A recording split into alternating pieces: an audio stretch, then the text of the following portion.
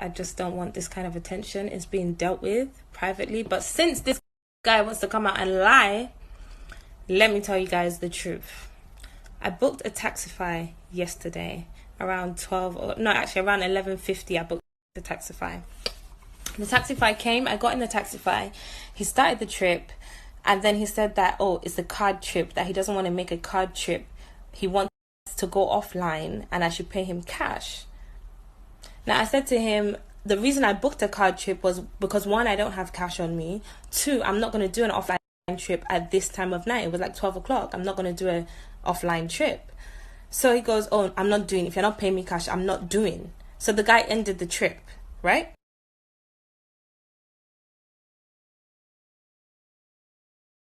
So immediately, this guy cancelled the Taxify, immediately booked another Taxify, which was 2 minutes away. So that Taxify called me and told me that he was 2 minutes away, which I told this Taxify that I was in. And he said, no, if you're not going with me, you're not going. The guy locked the car doors and started driving. And I said, what are you doing? Let me come down. If you're not going, let me come down. My other Taxify is on its way. Let me get out. He didn't answer me. He was just driving. At this point, I didn't think anything was going to happen. I was just thinking, what is this guy really doing? Like, what are you doing? He was just driving, and I was just thinking, okay. Then we got to an untiled road, a dark road, an untiled road, and I thought, okay, do you know, I'm going to record this because this guy could be taking me anywhere. So we got to a gate, a brown gate, and he got out of the car and went to open the gate. So I'm thinking, okay, this guy's going to try and drive me into this gate. I don't know where I am. So I took out the car key from the ignition. I just reached over and took it out just so he can't drive into the compound where we were, because I didn't even know where we were. It was just a random dark road. Uche, see your drivers. He has brought me to an unknown destination. I've asked him to stop the trip. He just drove. Now he gets out of the car. God knows where he's gone. So when he went to open the gate, I had to think fast. So I thought, okay, let me remove the key so he can't drive in. He saw me removing the key. He ran back to the car and opened the back door and literally tried to drag me by my waist. So at this point, I'm lying back on my back trying to kick him off because he's dragging me by my waist. I have my pepper spray in my bag. I reach in my bag. I'm fighting him off and I pepper spray him, which makes him move back a bit. So at this point, I'm trying to get out of the car and he closes the car door on my legs as I'm trying to get out. So he's still holding the car door shut on my legs. At this point, he's pushing the door shut on my legs. So I've had to push against his force to free my legs, but he's still pushing the door shut. So I'm using my feet to try and keep the door ajar. So there's still a gap between where he's pushing and I'm pushing. So I'm still trying to pepper spray him through that gap. And all he's shouting is, I'm going to deal with you. I'm going to deal with you. I'm going to deal with you. And I'm thinking, what the hell? Like, what is happening? It was literally like a film. And then as I'm spraying him, he's like going, oh, you're a ritualist. You're a ritualist. Obviously, he doesn't know what pepper spray is.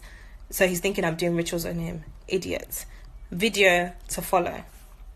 Anyway, the guy was still holding the door shut. I'm still trying to push against and get out, but he literally wouldn't open the door. So I thought the other side might be open, and it was. So I got out through the other side, and then the guy ran round and literally choked me like this and was dragging me back to go through the gate. So I'm literally kicking, punching, screaming, and I'm hitting him. So as I'm hitting him, I have my pepper spray in my hand. So I've literally pressed down so hard, like sprayed all over his face to the point it's even gone in my own mouth. Like my nails have broke in the process, my phone's smashed, my top was ripped.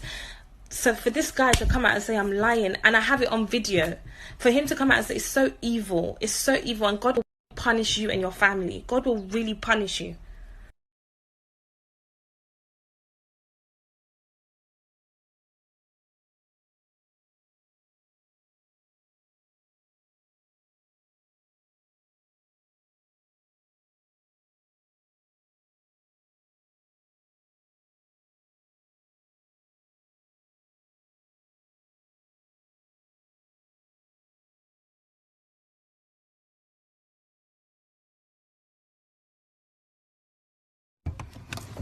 Bastard.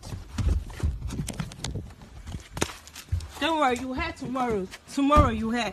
If you should touch me. If you should touch me. Go. If you should touch me. And to all of you that are saying that I made this up for fame, like, that could be the furthest thing from the truth. Like, I hate this kind of attention. I don't do public drama. And to especially the females that said that I made this up, I really sincerely hope far worse happens to you, your mother, your unborn children, all of you. I hope it does.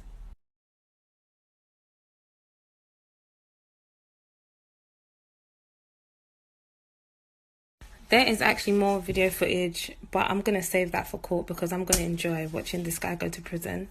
And I need to say, Nigerians, we need to do better. Like, the amount of women, especially, that have dragged me saying I'm lying, I made up the story, I couldn't pay for my taxi, all of that.